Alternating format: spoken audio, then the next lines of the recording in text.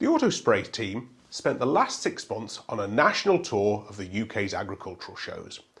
After thousands of miles and lots of exhibition fast food, we've built up a pretty good picture of the top 10 questions that farmers, forestry and horticultural workers want answered about using drones in their business. The question that comes in at number 5 is one that anyone with a commercial focus will be interested in. How many hectares can the drone do in an hour? This sounds like a simple question, but there's more to this than at first meets the eye. Yes, our big XAG P100 Pro drone is a beast of a machine, but it's still relatively small when you compare it to the big machines farmers are used to working with. But we do get some surprise looks when we tell them the work rate that this machine is capable of. To answer this properly, let's look at a couple of common scenarios.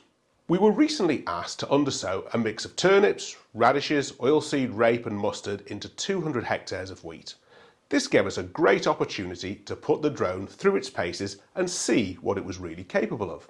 We were applying 9 kilos of seed mix per hectare, and on larger fields we were comfortably covering 15 plus hectares an hour, which was pretty good going.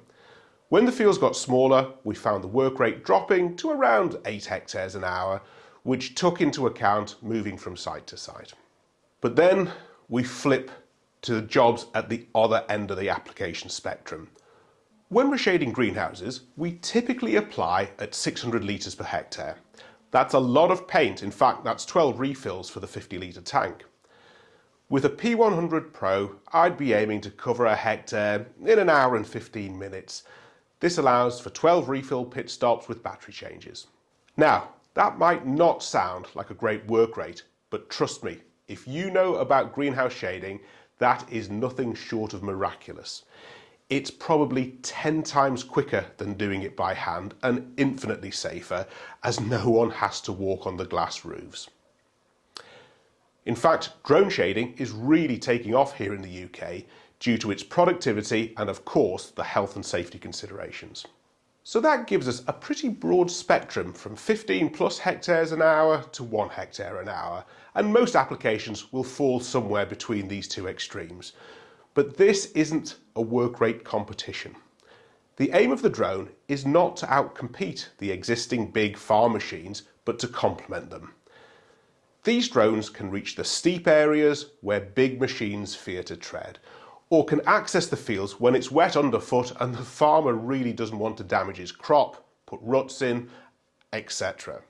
In these early days of agri-drones in the UK, I suspect it will be the users that have difficult terrain, be that wet or steep, that will be the early adopters here. Now, if we've got this far in the conversation, it's fair to say that the person asking these questions is weighing up their options carefully and thinking about a possible future in this emerging sector. So question number 4 makes a lot of sense.